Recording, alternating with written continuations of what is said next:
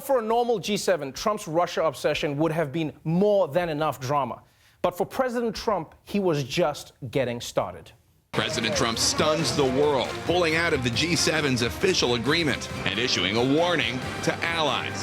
We're like the piggy bank that everybody's robbing. This unprecedented friction with some of America's closest allies. The president, his top aides are launching this all-out assault against Canadian Prime Minister Justin Trudeau. The president, en route to Singapore, accused Justin Trudeau of false statements and called him very dishonest and weak.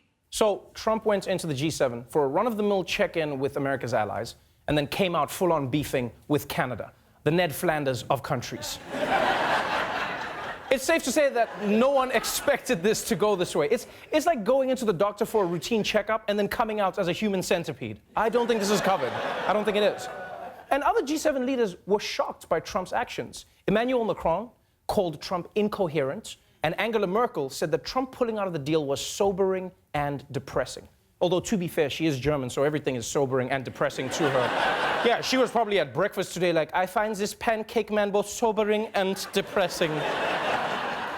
Now, the reason President Trump went all Pusha T on Trudeau is because he claims that Trudeau was super nice to him in person, but then as soon as Trump left, Trudeau held a press conference saying that Canada still planned to retaliate against the US's new tariffs.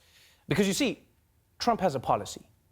You don't criticize him behind his back, all right? And you also don't criticize him to his face. Side doesn't work either. Yeah, you write it down on a piece of paper and then rip it up into tiny pieces and someone will run by and pick it up. That's how it works. Because if you do criticize Trump, he'll send his guys out on TV to let you know that it's on. The president's advisors fiercely attacking Trudeau on the Sunday shows. He holds a press conference and he said the U.S. is insulting. He really kind of stabbed us in the back. There's a special place in hell for any foreign leader that engages in bad faith diplomacy with President Donald J. Trump and then tries to stab him in the back on the way out the door. Wow. There's a special place in hell for any foreign leader that engages in bad faith diplomacy with President Donald J. Trump. That is a serious threat and a very specific place in hell.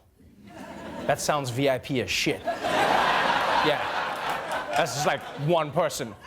All the thoughts in hell are gonna be like, damn, who's that dude in VIP? But still, the question is, why on earth would Trump react in such an extreme way to a trade dispute with such a close and unthreatening ally? Well, according to Trump's economic advisor, this is all part of a greater plan. POTUS is not going to let a Canadian prime minister push him, POTUS, around President Trump. On the eve of this, he is not going to permit any show of weakness on the trip to negotiate with North Korea, nor should he. So this was about North Korea? Of course it was, in large part. Of course it was, in large part. Why was he doing that like he had just watched a Tyler Perry movie? Our president will not get pushed around. He will not.